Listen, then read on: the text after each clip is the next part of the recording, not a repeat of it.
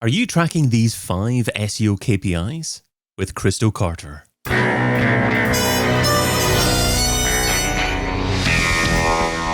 In Search SEO podcast is brought to you by Rank Ranger, the all-in-one SEO platform that helps scale your business through data and analytics. Hey, it's David.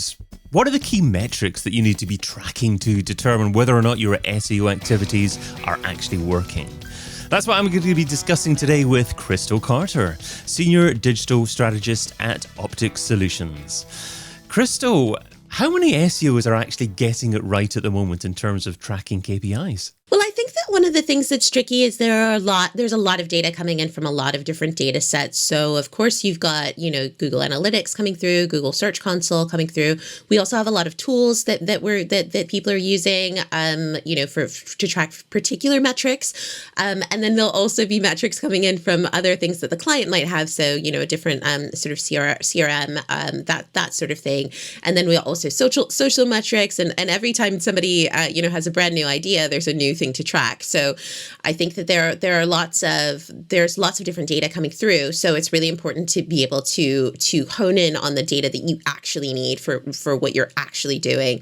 And I think that what's really, really important for an SEO is to understand the KPIs before you start setting out your deliverables. So your KPIs should be very clear, so that when you do whatever your work you're doing, whatever SEO strategy you might be going to implement, you have a clear idea of how you can tell if it's working and how you can show the client if it's working. And there's a few that I have, that I keep that are sort of tried and tested, that help to do that in a really clear and consistent manner. Understood. So is that a nice way of saying that too many SEOs are tracking too many metrics and getting a bit lost because they're doing too much? Well, I think sometimes people get distracted by all of the bells and whistles and all of the charts and things that you can get from various tools. And sometimes clients can get very confused by some of the reports that we give them. We say, oh, this went up and that went up. And they're like, I have no idea what that is or why that matters for my business. And I think it's really important that you're able to show that and how it affects the bottom line and how it affects, like which needle you've actually moved, and that you understand and explain that to the client. So I think that sometimes people can be distracted by some of the metrics, and people who are creating some of these tools, there's some great tools out there, and I think. I mean, one that springs to mind is like the Core Web Vital sort of lighthouse tools, and some of the things that pop up in Lighthouse. People are like, oh, we got 100, or oh, we got this, and people don't know what the metrics mean necessarily. But it feels good, yes. It feels good because you got that gold star, you got that the arrow turned green, and you feel like you've done the job. But if that doesn't actually satisfy what you need from a business point of view, then does it really matter? So I think it's really important to know what matters for your business or your client as you set out your activity and report on it. So today you're sharing 5 top KPI pairings for SEO monitoring, starting off with conversions now and your benchmark. So what's that all about? So that's about understanding what's good. So I think that sometimes clients might not even know what a good conversion is, or what a good month for conversions is, because maybe they haven't been tracking it before, and maybe they haven't been looking at it in a certain way. So it's really important that you understand what a good month for conversions is. So this will vary from business to business, but it's really important to look at not just the month before, but also the year, like year over year. And a lot of B2B clients will say that, oh, we don't have seasonality. Oh, there isn't any seasonality, but there almost always is. So for a B2B client, standard B2B client, certainly in the EU, certainly in the UK. Christmas, Easter, August are always going to be slow months for B2B conversions because everybody in a suit is on holiday, and so there's going to be a drop. It might not be a significant drop. It might not be like falling off a cliff with regards to traffic or conversions, but you're probably going to see a slight dip in some of the activity because a lot of people are out of office, and when we think about other verticals, and we think about e-commerce, obviously there's seasonality seasonality with Q4 when you're going into Christmas and all that sort of stuff.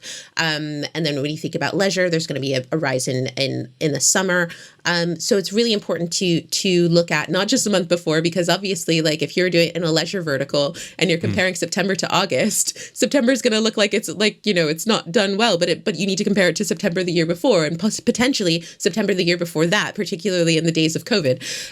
So when you're setting out, the KPIs for your clients and, we'll get you these many conversions or we'll increase your conversions by X percent or et cetera, you need to understand like maybe what the average is for the client over the course of the year. You need to understand what the average is for that month. Like, so it might be that last year they had a sale or they had a big promotion or I had one client who was featured on a like a reality TV show one like, at the beginning of the year. And so their website went off the charts because one of the on their team was on a television show, and then it returned to normal. But if we were looking at that year on year, then we'd say, oh, we're down 75%. Well, we're not down 75%. That was an anomaly. But you need to understand the data and know what normal looks like while you're setting out your benchmark. So don't just look at, the month before, and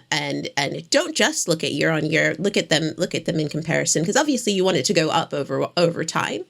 But you need to, have some context for how you're setting out your stall and how you're monitoring that information. Lots of great points there. And I think a core tip towards the end there was make sure you take a note of any anomaly, any one-off PR situation that happened to your brand on a particular occasion. Otherwise, you might think that you're performing particularly bad now, and it wouldn't be good. This is it. And people can panic over information like that, and they'll go, "Oh, what's going on?" And it's fine. It's totally fine. Everyone, calm down. It's all fine. And I think something that's super simple is just annotating GA. My gosh, the amount of information that you can get from such a simple, completely free, accessible to anyone. No, you don't need any technical skills. You literally click a button and just go, "We were on, I don't know, come dine with me," or whatever. And you could just add that in there and it'll just sit there and it'll remind you of that thing that you did that time before. And it's so simple. There's a lot of really simple tools that you can use to sort of make sure that you don't get yourself into a pickle in that regard. And KPI 2 is revenue and transactions. Yeah. So this is something that is really important for e-commerce clients and anyone really that's selling online, selling direct to consumer online. So it's important to track your revenue for your clients. It's also important to track the number of transactions, because sometimes particularly if you have a sale, or let's say they're and when we're looking at those year-on-year data, it might be that you're looking at your transactions, and your transactions are down compared to last November. Well, maybe last November you had a giant Black Friday sale, and this November you didn't have a giant Black Friday sale. Yeah. So your number of transactions will go down. However, your revenue might go up. Or during the time. So it's important to look at both of them, because I've definitely seen it where you're seeing that the transactions are down, but the revenue is actually up because the overall because the value of what people were buying is higher, or the number of transactions is up, but the revenue is down because you had a sale. So it's important to think about those and make sure that you're paying attention to them. And it might seem really obvious, but there's the number of conversations that I've had around this, where you have a report that's tracking one and isn't tracking the other.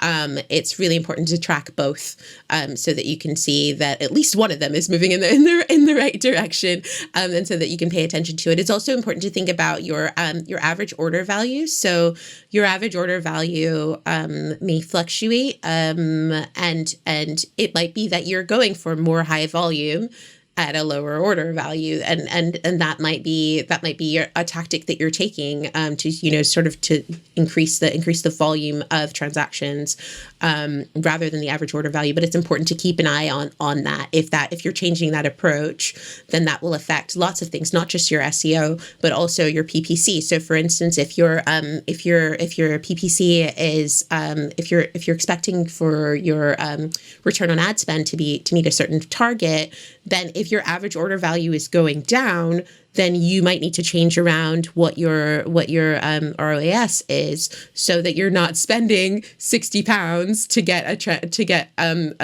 to get conversions when your average order value is only £50. So this is something that you need to think about. And just make sure that you're keeping track of that, so that you can act when you need to. So it might be that you need to say, we need to increase our sale, or we need to increase our prices, or maybe we need to decrease our prices. And it will also, what you want to do will also change depending on your strategy. So if you're trying to get new customers, new clients, it might be that you want to go for more transactions.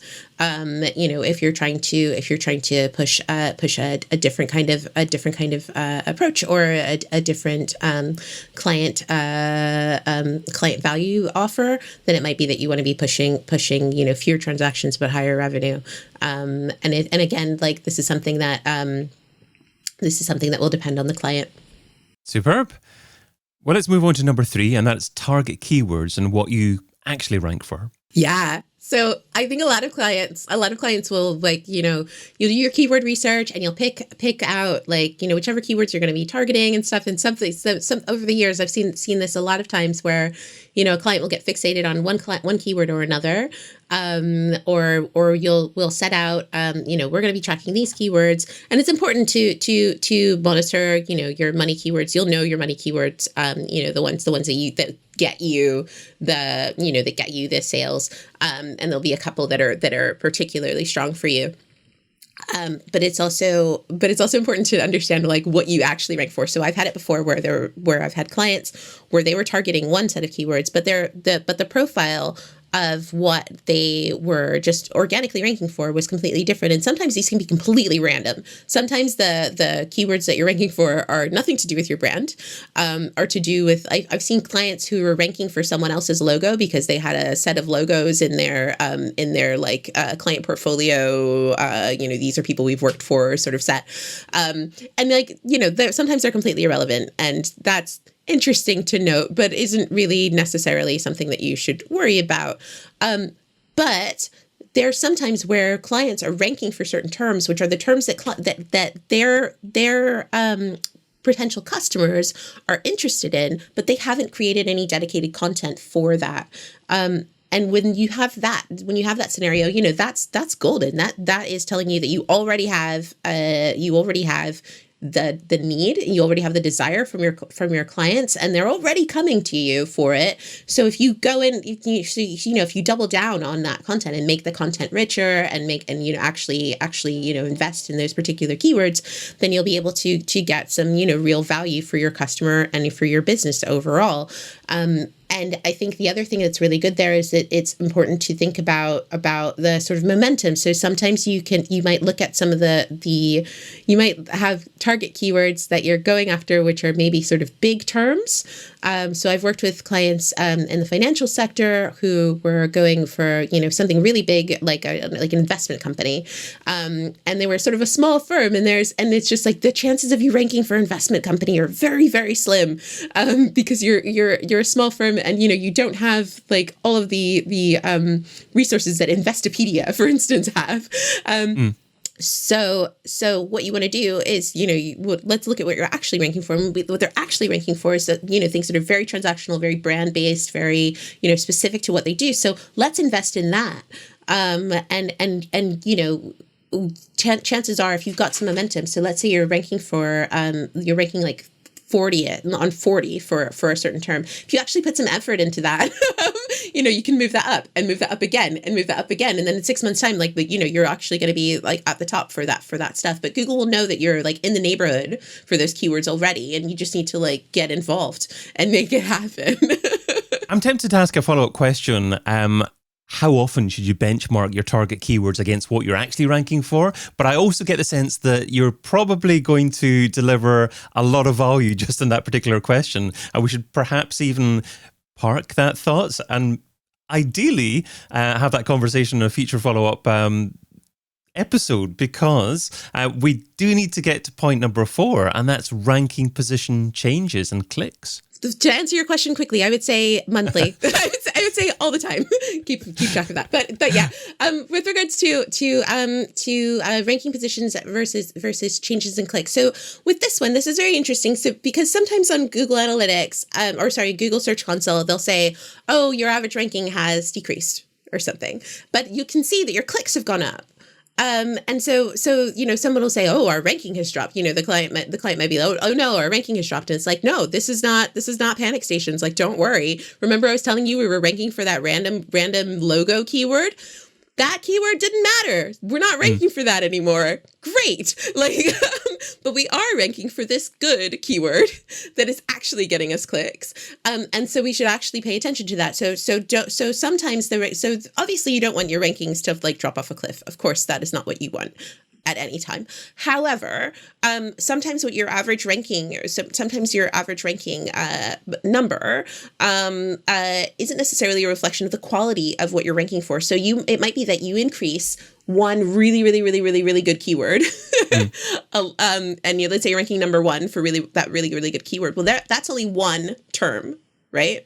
So when Google's taking the average keyword ranking to give you your average position ranking, they're ranking every number of terms that you're ranking for. So that one keyword that you're ranking really well for, that's getting you hundreds of clicks every month, is only one in their average. So if that one goes up, that's great for your clicks, but your average position might not be affected there. So it's very important that you look at both your clicks and your average position, because obviously, it's great to have a number one keywords, but I would rather have, a couple of very, good click through, good search volume keywords over 75 keywords that get you one click a month.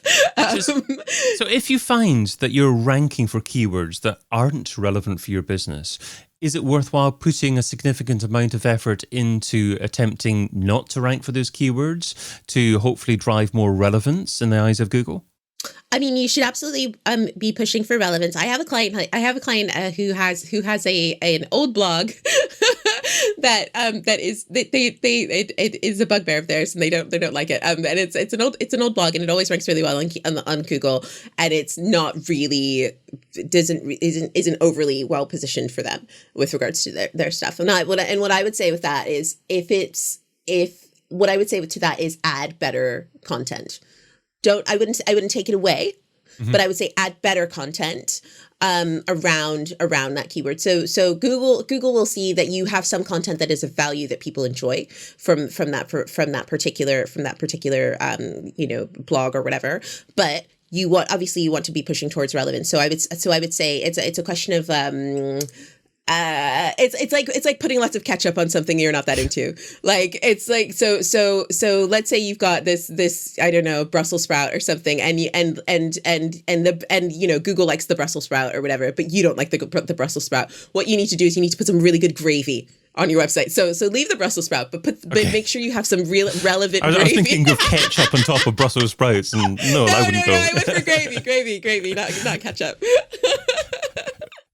Wow. Okay. And number 5 KPI is traffic and conversions. Yeah, so this is super important. I mean, lots of people say, "Oh, we can get you lots of traffic. We can get you lots of traffic." It's like, well, you could cover, you could put the word chocolate all over your website, and that would get you lots of traffic. But if you don't sell chocolate, then what's the point?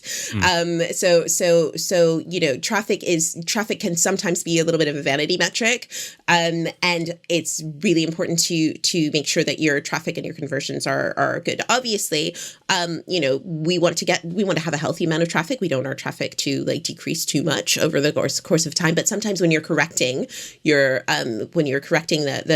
relevance of your clients, or when you're doing some indexing adjustments. So let's say you've got a WordPress site and it's getting lots of traffic to some of those servicey pages that are completely the image pages or those tag pages, then you don't necessarily need all of that. So the traffic might go down while you're making that adjustment. but your conversions may very well go up because people are actually getting to pages that actually matter. So it's important to make sure that you're keeping track of your conversion rate at all times. And obviously, if you have like a big traffic spike, like your conversion rate will probably go down because you have lots and lots of traffic coming through, and maybe you didn't have so much traffic coming through before. But it's definitely important to keep track of the two so that you're getting the right customers to the right content. Great advice. Well, let's finish off with the Pareto pickle. Pareto says that you can get 80% of your results from 20% of your efforts. So what's one SEO activity that you would recommend that provides incredible results for moderate levels of effort? I think setting up variable generated meta descriptions was a game changer for me. I remember when I was starting out and I was like, handcrafting every single one. And then I was like, you can just use a variable. And I think particularly as you get into sort of bigger sites and things, it makes such a big difference. And, you can get this set with dev and put it and get them put in. So for every product page, buy X here about Y, like that's that sort of thing. And it makes such a difference. And it makes sure that you've satisfied the information that you need to satisfy. You can make sure you have your CTAs as you should, and that you're meeting the right word count, but that you don't necessarily have to pour over every single page to get that done. And you can always go back if there's a particular one that is a particularly competitive page and optimize that particular page or section or whatever. But yeah, I think that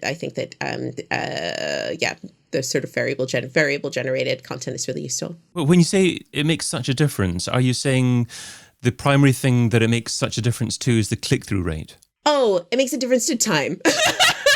Okay. It makes a difference to time and to being able to it makes a difference between implementation time. So and being able to tick something off and move forward.